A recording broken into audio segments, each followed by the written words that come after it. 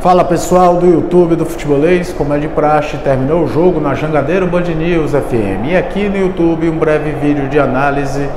Dessa vez a vitória do Flamengo por 2-0 para cima do Fortaleza. Quarta derrota consecutiva do Tricolor de Aço no Campeonato Brasileiro. Sinal de alerta pelas bandas do PC. Vamos falar um pouquinho do que aconteceu nessa partida. Antes de qualquer coisa, eu queria muito agradecer a todo mundo que está inscrito aqui no canal. A gente já passou da marca de 200 mil inscritos aqui no Futebolês.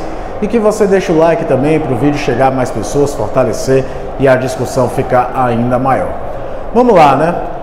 Vojvoda, depois, até chegar ao jogo contra o Corinthians, na semifinal da Copa Sul-Americana, o Fortaleza tinha encontrado a formação. O Vojvoda não mexia mais naquela base que todo mundo conhecia. De lá para cá, teve a final em que essa formação foi mantida. O Fortaleza tem mexido, talvez a sequência de jogos, talvez fisicamente o Vojvoda tenha alguma explicação por algumas escolhas.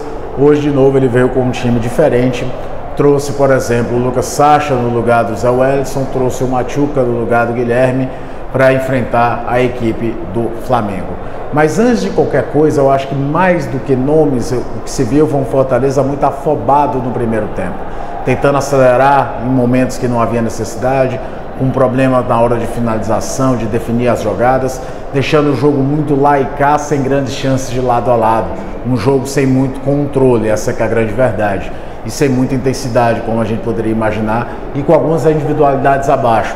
E o Fortaleza sente muito, principalmente quando o Caio Alexandre não está bem. Quando a construção não vem legal, o Fortaleza sente e esse jogo picotado se torna ainda mais latente. Foi o que se viu durante quase todo o primeiro tempo, até que num lance, e o Flamengo também não criava.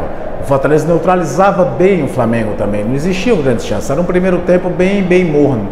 E aí numa jogada pelo lado esquerdo, o Everton Cebolinha é desarmado pelo Tinga, a bola está de volta ao Fortaleza, o Lucas Sacha tem a bola roubada, sai o lance do gol do Pedro, um cruzamento do Felipe Luiz, corta-luz do Luiz Araújo, gol do Pedro para fazer 1-0 para o Flamengo, num exemplo clássico da história da eficiência. O Flamengo não jogava melhor do que o Fortaleza, nem o Fortaleza jogava melhor do que o Flamengo, mas na primeira chance mais clara o Flamengo abriu o placar.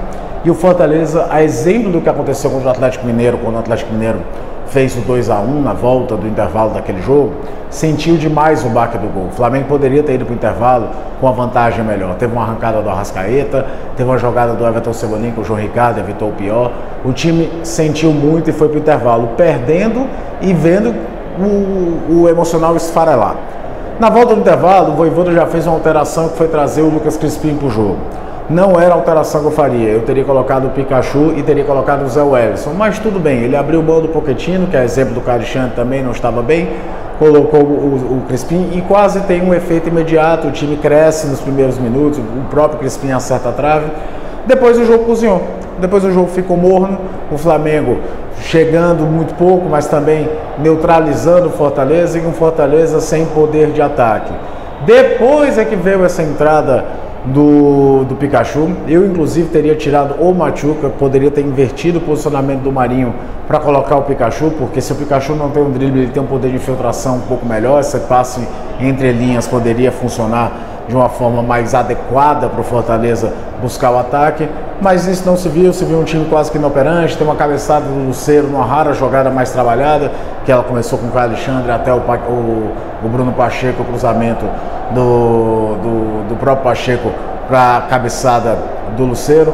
E no meio dessas mudanças, né, tem uma que chama mais atenção, que quebra a estrutura tática da equipe, que foi quando ele resolve colocar o Escobar no jogo e traz o time saindo da linha de 4 para jogar com a linha de 3, em que o Pacheco é o zagueiro pelo lado esquerdo. A ideia é o quê? Espetar o Escobar. Só que eu entendo que o time precisava de fato se expor, até porque você está perdendo de 1-0 e buscar o ataque é necessário. Mas parece que foi feito de forma meio atabalhoada, não com muita lucidez que estava sendo feito. Quando o Flamengo finalmente encaixou o contra-ataque, a defesa totalmente desamarrada, totalmente desarrumada, o Luiz Araújo fez o 2-0 e decretou o final. Ainda teve algumas chances depois, o Zé Wellison entrou bem, o que me faz de novo perguntar se a entrada do Sacha foi uma questão de estratégia, foi uma opção pessoal ou foi uma questão física, o Zé está no limite e tinha que ser preservado. Então eu só não vou avaliar como 100% errado por conta disso. O fato é que hoje o Zé Wellison não pode ser reserva desse time, principalmente com a queda de desempenho do Caio Alexandre. Se ele não tem no passe, ele tem na aproximação, tem na força física, tem na questão de aparecer nessa força física, ganhando campo no campo de ataque do adversário. O fato é, quarta derrota consecutiva, uma derrota merecida, uma derrota que o time teve dificuldade de mostrar poder de reação e que certamente, se já tinha um sinal de alerta aceso contra o Atlético Mineiro, agora que ele tem que estar bem ligado para a sequência contra o Atlético Paranaense e Cuiabá.